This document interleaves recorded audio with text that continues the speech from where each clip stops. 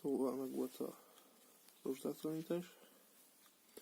Citromsavval feloldottam a rozsdát. De ahogy látszik is itt a felsőbb részeken, például vagy itt a nyélhelyén, kb. Instant elkezd visszarozsdásodni. Amit ilyenkor szoktam csinálni, hogy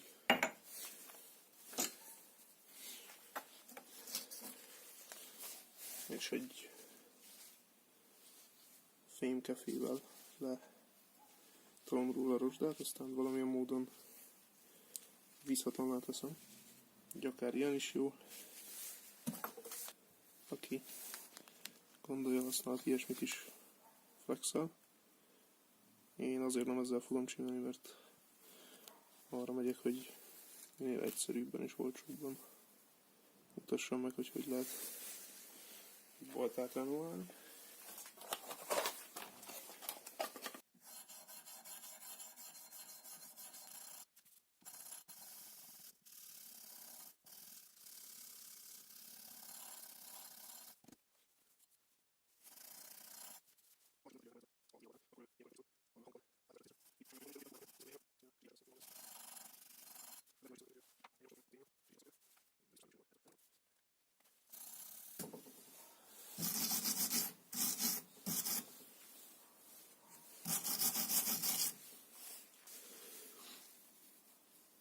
Hát látszódik, hogy ez nem túl minőségi fémből készül, mert még egy sima drótkefe is bele tudott vágni az anyagba.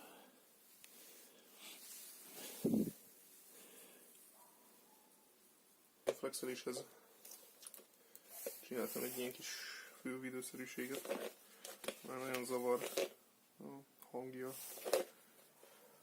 a flexnek, miközben csinálok valamit, és egyszerűen tudok rá koncentrálni, szóval ez nagyon sokat segít.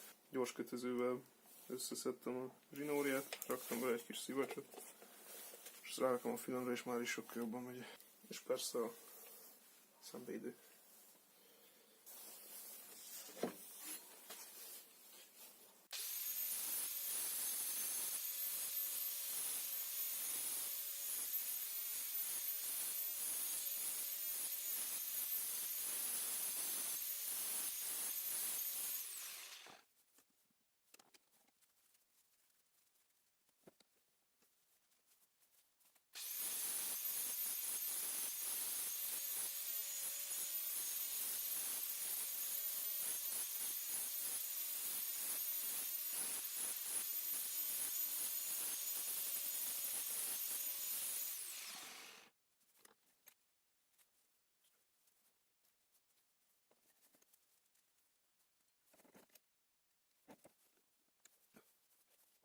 Hogyha flexel dolgoztok, akkor arra is figyeljetek, hogy az éleken, az edzett élen ne töltsetek sok időt.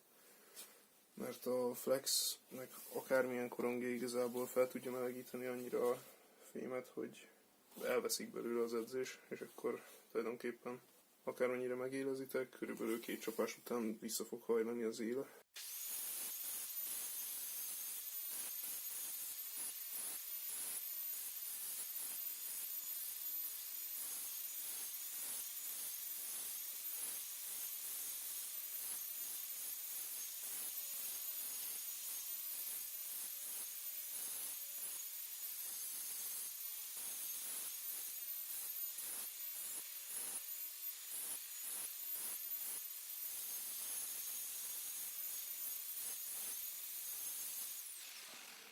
Ilyenkor vigyázzatok arra, hogy lehet, hogy forró munkadarab. Én nem szoktam sokat tölteni rajta, és ez egy lamellás lap, szóval annyira nem melegíti fel.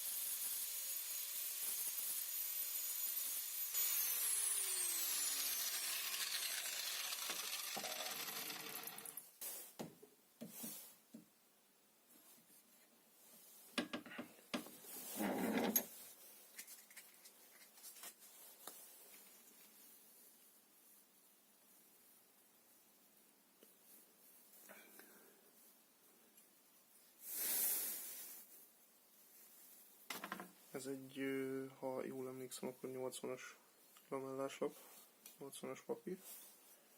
Elég szép csillogósra, mit tudom én, tükörfinish csinál neki, de látszanak rajta a nyomai. Azért még valószínűleg át fogok rajta menni.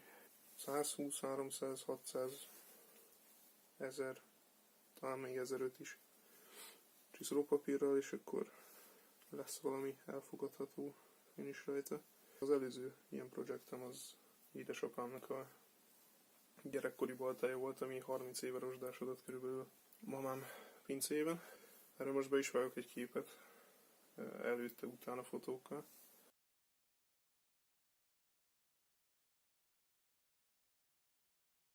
A nyílig tartó részt ugyanígy csináltam 120, 360, 600,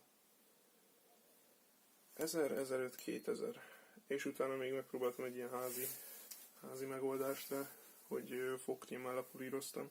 Hát az annyit csinált, hogy az eredetileg fényes felületet kimattította, tehát a fogkrémes megoldás csak alumíniumon működik. Acélon és vason nem. Szóval, hogyha van esetleg egy jó tükör csiszolásod, akkor ne próbáld meg a fogkrémet, mert mattítani fogja az egészet. Ide hátuljára megpróbálok egy X-et vágni. Flexben cserélek vágólapra. És hát igazából meglátom, hogy megy. Ha nem megy, akkor elég hely van itt, hogy visszacsiszoljem teljesen simára.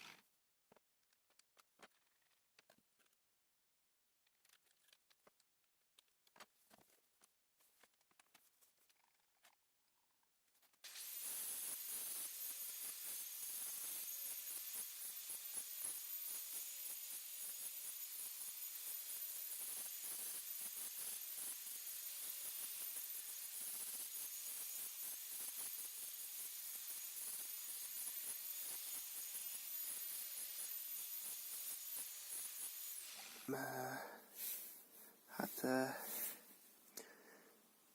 ezt igen, csak elbasztam.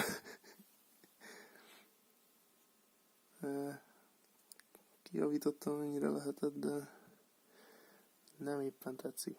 De most már így marad, majd még csiszolópapírra próbálom javítgatni kicsit.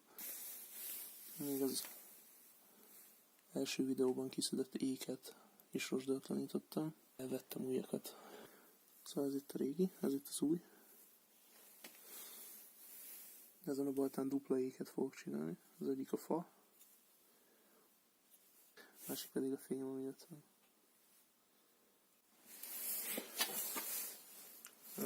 Szerintem a fejcsiszolására nem csinálok külön videót, mert rohadt unalmas lenni. Még én is unom, miközben csinálom. Lehet egy timelapse-et összedobok következőre, szerintem már esetleg a lakkozását, mert tipikusan fémekhez való olajam nincsen, amivel vízhatalmá tudnám tenni. Csiszolást szerintem nem fogom tükörfényig vinni, mert felesleges, ez saját magamnak csinálom, nem ajándék lesz. És szerintem akkor már a nyéllel is fogunk foglalkozni. Na, hello!